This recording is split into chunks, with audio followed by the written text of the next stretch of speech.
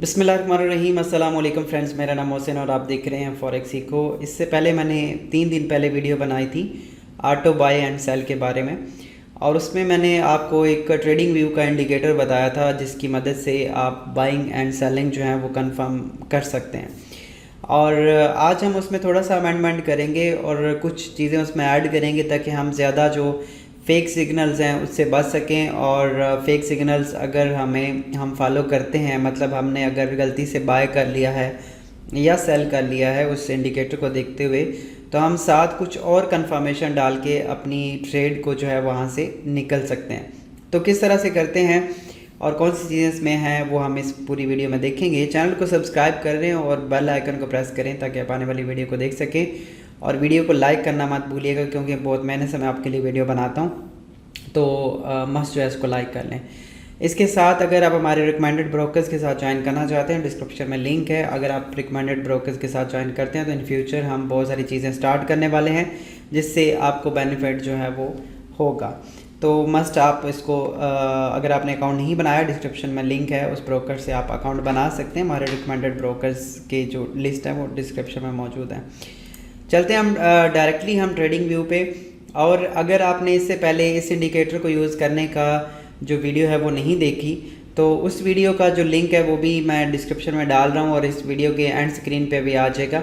तो आप उस वीडियो को इससे पहले देख लें कि यहाँ तक हमने किस तरह से पहुँचना है, और उसके बाद अब हम इसको मज़ीद जो है ना वो रिफ़ाइन कैसे करते हैं, मज़ीद चीज़ें कैसे करते हैं, तो वो हम यहाँ पे देख लेते हैं।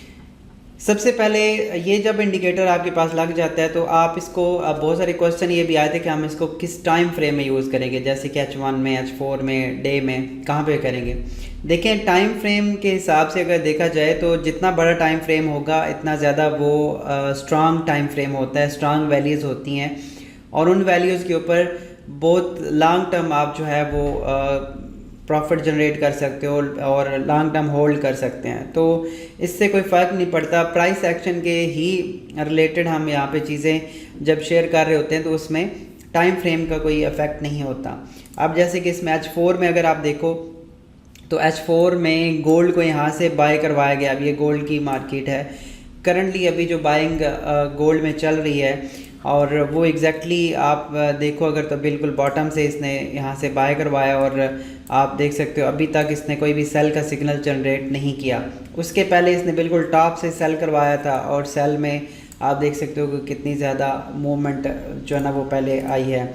उसके बाद यहाँ पे कुछ आपको थोड़े से फेक सिग्नल्स मिल सकते हैं, और इन्हीं फेक सिग्नल्स को बचने के लिए हमने आज वाली वीडियो के चीज़ें जो है ना वो इसमें मिक्सअप करनी है। इसी तरह से यहाँ पे भी अगर आप देखो, यहाँ पे भी देखो, अब इसमें थोड़ा सा माइंड यूज़ करना होता है मार्केट में रहते हुए।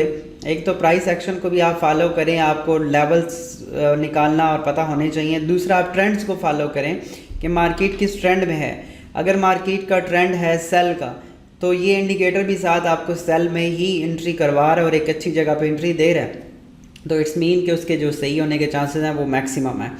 और अगर बाइंग के ट्रेंड है तो ट्रेंड के साथ साथ इसको एक तो चीज़ इसमें सबसे जो कॉमन चीज़ मैं आपको बता रहा हूँ इसमें, वो ये है कि ट्रेंड्स को फॉलो लाजमी आपने करना है। ऐसा नहीं कि इंडिकेटर लगा लिया और ट्रेंड को आप बिल्कुल भूल जाओगे, तो वो फिर आपके लिए ज़्यादा प्रॉब्लम क्रिएट करेगा। जैसे कि अगर आप यहाँ पे करंट सिचुएशन में अगर आप देखें तो बाइंग के सिग्नल फेक रहे हैं, 3 बाइंग के सिग्नल फेक हैं यहाँ पे। तो तीनों जो सिग्नल्स हैं बाइंग के ये फेक हैं, क्योंकि ट्रेंड जो है वो सेल का था, तो इसलिए मार्केट जो है वो उस एक सिचुएशन में है। अब अगर हम देखें, इसको थोड़ा सा मैं पहले हाइड कर लेता हूँ, ये भी उस वीडियो का हिस्सा नहीं है, लेकिन वीडियो को ध्यान से देखा करें, आपके लिए मैं बहुत अच्छा नॉलेज जो है वो शेयर करता हूँ, और आप इसको लाजमी जो है ना वो फॉलो कर सकते हैं। अब अगर हम यहाँ पे देखें तो इसका एक जो ट्रेंड सेल का ट्रेंड था वो एक ओवर हो चुका है अभी करंटली, और इसने जो एक नया जो सपोर्ट बनाया वो 1703, और इसके बाद ये अब इसका लेवल एक अगर हम यहाँ पे ड्रा कर लें इसका रेजिस्टेंस एरिया, ये आप देख लो।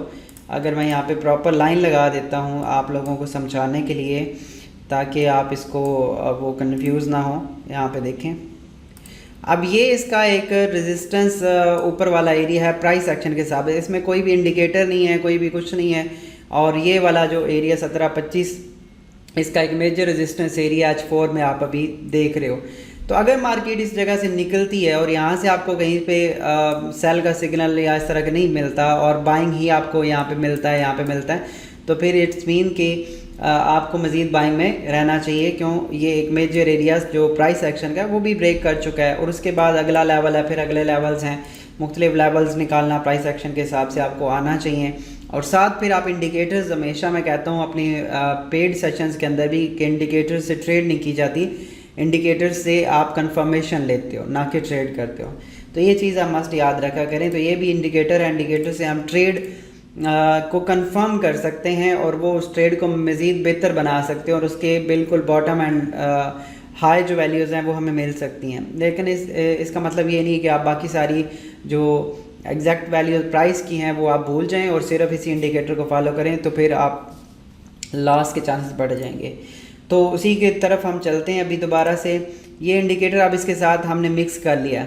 अब ये देखें कितना मैंने जैसे अभी आपके सामने एक चीज़ बताई है कि ये देखें इसने बिल्कुल ट्रेंड लाइन के पास से सेल का सिग्नल जब दिया तो इट्स मीन के कंफर्म सिग्नल है आप अच्छा। और ये देखें कितना एग्जैक्ट सिग्नल था सेल का।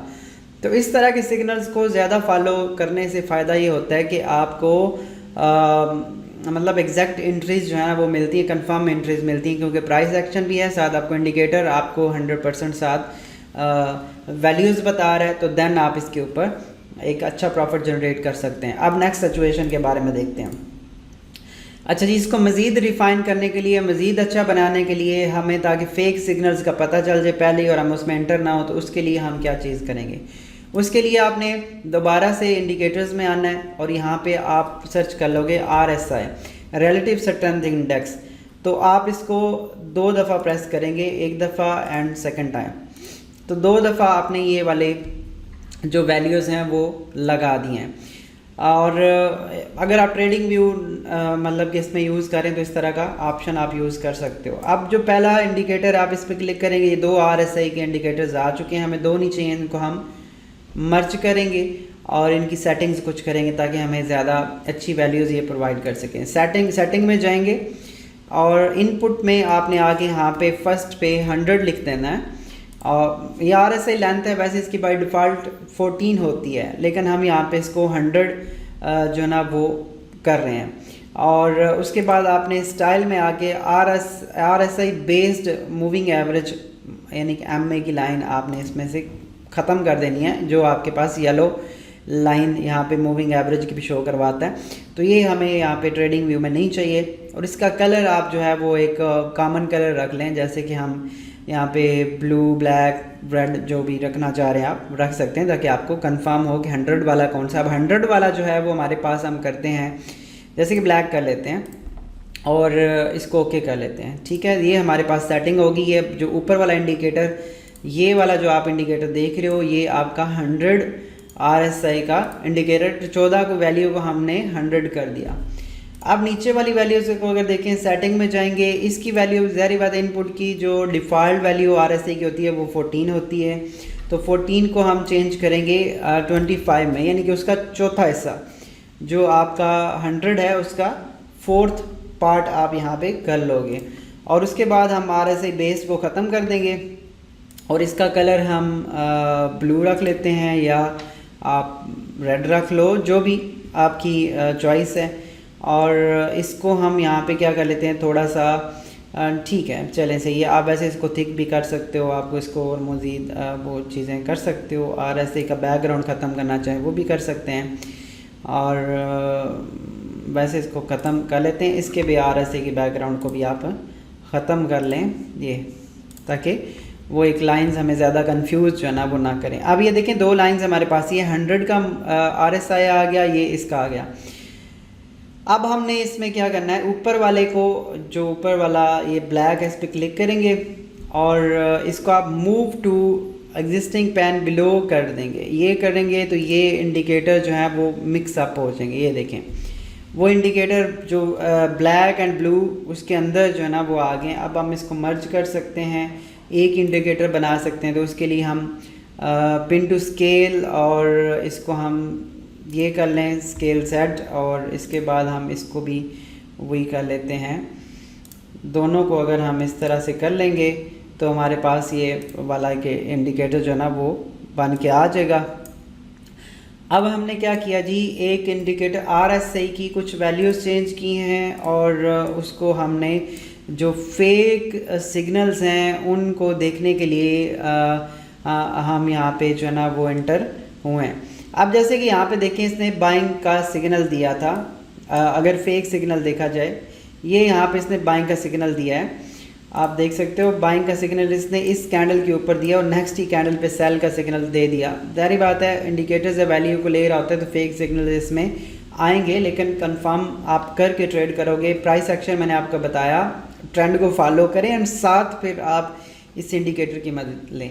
पहली तो बात है ट्रेंड सेल का है तो हमें बाइंग की तरफ थोड़ा सा ध्यान से करना चाहिए, उसके बिल्कुल बॉटम पे कोई हमें बाइंग मिलता है तो हम करें, या कंफर्म सिग्नल मिलता है तो हम बाइंग में जाएंगे, अदरवाइज हमें बाय करने की फ़िलहाल ज़रूरत नहीं है।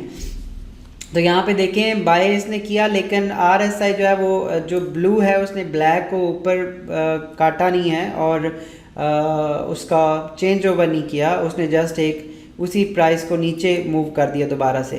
तो ये एक फेक सिग्नल था, अगर आपने बाय यहाँ पे कर भी लिया है तो निकल जाए, ठीक है। उसके बाद यहाँ पे इसने अगेन बाय करवाया, बाय करवाने के बाद जैसे ही मार्केट इस प्राइस पे आई, ये यहाँ पे वैसे इसने बाइंग की मूव तो की है बाय का, लेकिन जैसे ही उसने ये दोबारा से RSI इसके पास आया और आप प्राइस एक्शन के ऊपर रिजेक्शन भी देख रहे थे, साथ उसने सेल दे दिया तो निकल जाएं आप, बाइंग से निकल जाएं, चाहे आप ज़ीरो प्रॉफिट में हैं या फिर जैसे भी आप उसको फ़ौरन जो है उस ट्रेड को क्लोज़ कर देंगे। अब दोबारा से जब इसने सेल किया, ये देखें ये सेल किया अगेन उसी जगह पे, RSI को अगर आप चेक करोगे तो इसने जो नीचे मूव किया है, ब्लू लाइन ने ब्लैक लाइन को नीचे जो है ना वो मूव किया और यहाँ से आप एक सेल की एक पूरा का पूरा जो है ना वो ट्रेंड देखते हुए नज़र आ रहा है आपको।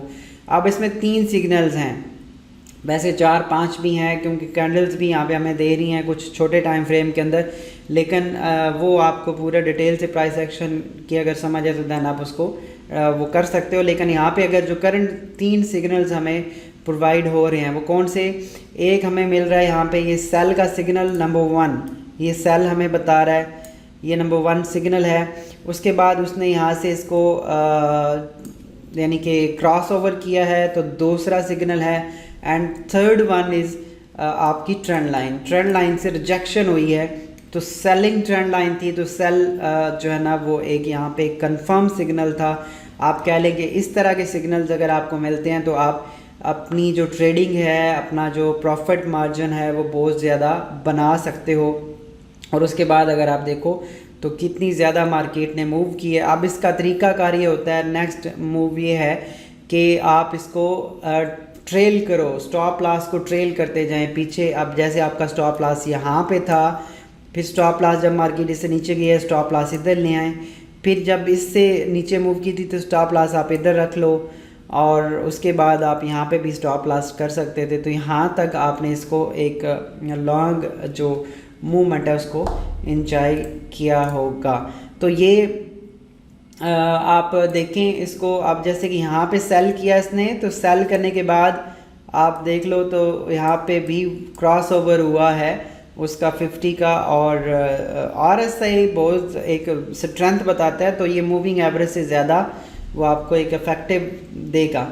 अब जैसे कि यहाँ पे देखें इसने बाय किया तो बाइंग की एक बड़ी अच्छी पोजीशन है, इसको आप ट्रेंड लाइन अगर बनाते हो तो ट्रेंड लाइन के साथ साथ आप इसको बाइंग की पोजीशन होल्ड कर सकते हो। और ये अब एक और यहाँ पे अगर मैं आपको बताता हूँ, ये देखें ये एक ट्रेंड लाइन थी, ट्रेंड लाइन को इसने ब्रेक किया, नीचे से रीटेस्ट किया और रीटेस्ट के ऊपर इसने सेल का सिग्नल, कितना कंफर्म सिग्नल था ये सेल का। और उसके बाद अगर देखें तो ये भी एक सेल का कंफर्म सिग्नल हमें 2-3 जगहों से जो वैल्यूज है उसको मिल के बन रही हैं, तो यहाँ से हम एक अच्छी पोजीशंस जो है ना वो ले सकते हैं।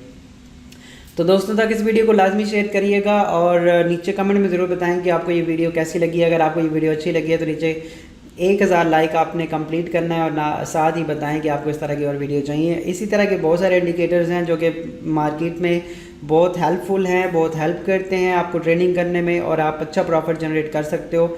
अगर आप वो देखना चाहते हैं, आप उनके ऊपर वीडियो चाहते हैं, तो आप मुझे यहाँ पे कमेंट में ज़रूर बताइएगा। मैं आपके लिए और भी वीडियोज़ इस तरह की बहुत एडवांस इंडिकेटर्स के ऊपर बना सकता हूँ। अपना बहुत सारा ख्याल रखिएगा, मिलता है नेक्स्ट वीडियो में और अल्लाह हाफिज़।